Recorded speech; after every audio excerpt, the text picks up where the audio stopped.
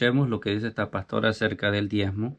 Estaremos viendo algunos puntos de la Biblia y estaremos viendo también lo que dice la Iglesia Católica acerca de los bienes materiales. Escuchemos.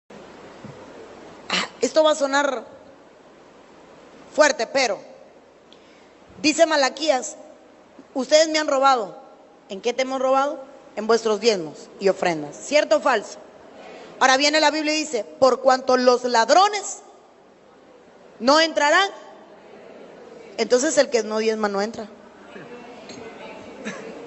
Ya. El que no diezma no entra al reino de los cielos. Si el diezmo me da entrada a los cielos, el diezmo me abre los cielos. Ahí escuchamos. Dice, si tú no diezmas, no entras en el reino de los cielos. Eso es lo que ella dice. Pero veamos lo que dice la palabra de Dios. Veamos lo que Jesús nos dice a nosotros. ¿Qué es lo que se nos tomará en cuenta cuando estemos frente a Él? Al juicio, ¿de qué nos pedirá cuenta? Y para ello nos vamos a ir a la palabra de Dios en San Mateo, capítulo 25, los versículos 31 en adelante. Vamos a encontrar este relato. Estamos hablando del juicio de las naciones. Dice la Biblia, el versículo 31. Cuando el Hijo del Hombre venga en su gloria, rodeado de todos sus ángeles, se sentará en el trono de gloria que es suyo. Todas las naciones serán llevadas a su presencia y separará unos de otros, al igual que el pastor separa las ovejas de los chivos. Sigue diciendo, colocará las ovejas a su derecha y a los chivos a su izquierda. Entonces el rey dirá a los que están a su derecha, vengan benditos de mi Padre y tomen posesión del reino que ha sido preparado para ustedes desde el principio del mundo. Porque tuve hambre y ustedes me dieron de comer. Tuve hambre y ustedes me dieron de comer. Tuve sed y ustedes me dieron de beber. Fui forastero y ustedes me recibieron en su casa. Anduve sin ropas y me vistieron. Estuve enfermo y fueron a visitarme. Estuve en la cárcel y me fueron a ver. Entonces los justos dirán, Señor, ¿cuándo te vimos hambriento y te dimos de comer, o sediento y te dimos de beber? ¿Cuándo te vimos forastero y te recibimos, o sin ropa y te vestimos? ¿Cuándo te vimos enfermo en la cárcel y te fuimos a ver? El rey le responderá, en verdad les digo que cuando hiciste con alguno de estos más pequeños de mis hermanos, me lo hiciste a mí. Entonces, hermanos, ¿qué es lo que dice Jesús que se nos va a tomar en cuenta a la hora que estemos frente a Él, el juicio? ¿Verdad? Nos dirá, tuve hambre y me diste de comer, tuve sed y me diste de beber. O sea, es decir, Jesús nos va a pedir cuenta qué hicimos con aquellos necesitados, cómo administramos nuestros bienes. ¿Se acuerdan ustedes un episodio de Jesús cuando tiene el encuentro con el joven rico? El joven rico le pregunta, Maestro, bueno, ¿qué debo de hacer para heredar el reino de los cielos? Y Jesús le dice, muy fácil, tienes que cumplir los mandamientos. Y el joven le dice, yo desde pequeño he hecho eso. Entonces Jesús dice que se voltea y le dice, solo te falta una cosa. Vende los bienes y repártelo a los pobres. Escucha lo que dice Jesús. Jesús no dice, véndelo y trae el dinero a mi casa, a la iglesia. No. Véndelo y repártelo a los pobres.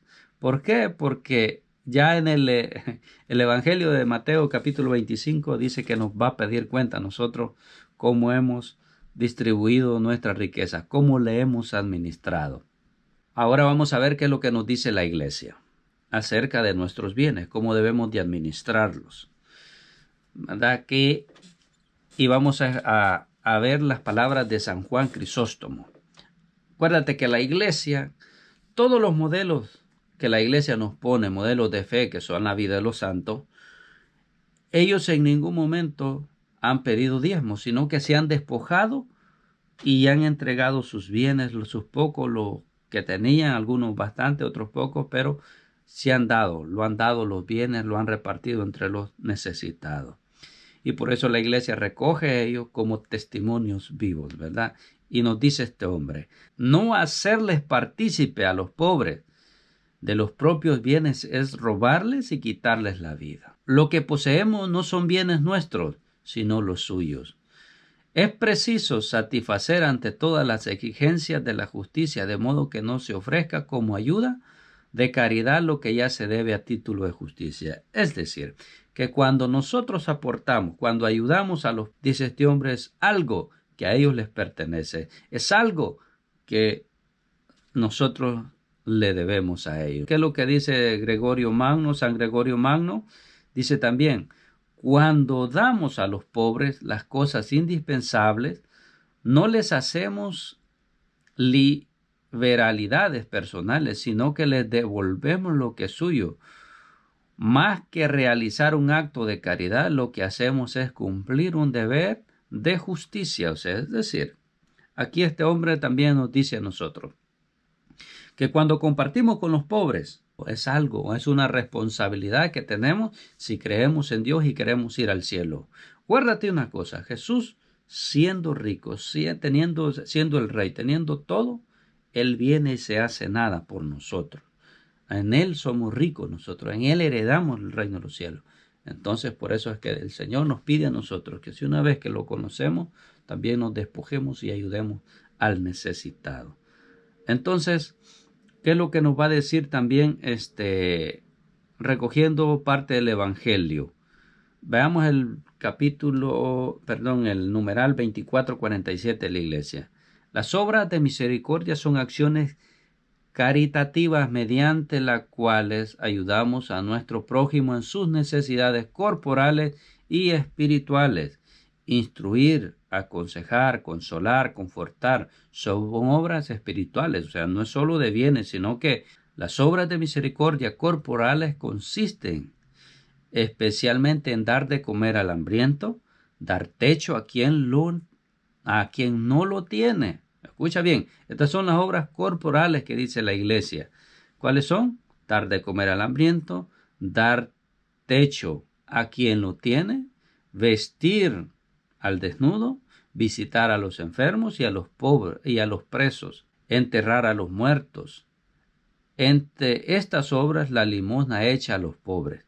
O sea, es decir, estas son las obras, hay dos obras, dice la Iglesia, las espirituales y las corporales. Nosotros, en especial los laicos, ¿en qué nos enfocamos? En las obras corporales. Ya las espirituales, pues, lo ejercen más los sacerdotes, ¿verdad? Aquellos ministros. A ellos son los que hacen las obras del Espíritu. Pero nosotros nos toca hacer las corporales. Va a seguir diciendo ahí, es uno de los principales testimonios de la caridad fraterna. Es también una práctica de justicia que agrada a Dios. No que agrada, pues la Iglesia lo pone que agrada, pero son, hermanos, ¿verdad? La llave, la herramienta para entrar en el reino de los cielos. Dar con amor. No dar lo que nosotros, ¿verdad? No necesitamos, no. Dar de lo que tenemos. Como decía Madre Teresa de Calcuta, dar hasta que duela. ¿Y qué es lo que te va a doler? Dar aquello que tú amas, aquello que tú quieres, aquello que has logrado con esfuerzo, compartirlo, no con tus cheros que son amigos, no, con el necesitado, con él. Ahora bien, ¿qué dice algunos pasajes bíblicos que recoge aquí el Catecismo de la Iglesia? Dice, el que tenga 2 túnicas que la reparta con el que no tiene, el que tenga para comer que haga lo mismo. Lucas 3:11. Fíjate, entonces, ¿qué dice? ¿Tienes algo para compartir? ¿Comida? Comparte. ¿Verdad? Dad más bien vamos a leer lo que dice Lucas 11:41. Dad más bien, dice, dad más bien en limosna lo que tenéis, y así todas las cosas serán puras para vosotros. Ahí es lo que dice, ojo, lo que está diciendo el Evangelio.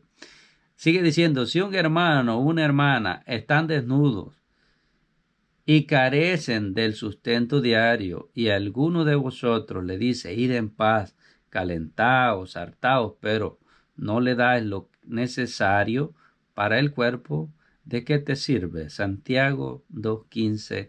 O sea, ¿de qué sirve entonces, dice Santiago, que digamos, Dios, yo te amo, Dios, ando haciendo cosas para Dios, pero si no lo reconocemos en el necesitado, estamos ahí. Y créanme que es algo bien duro, bien difícil. hermanos, para los que estamos en las cosas de Dios, porque muchos nos embarcamos en ese testimonio de esta mujer.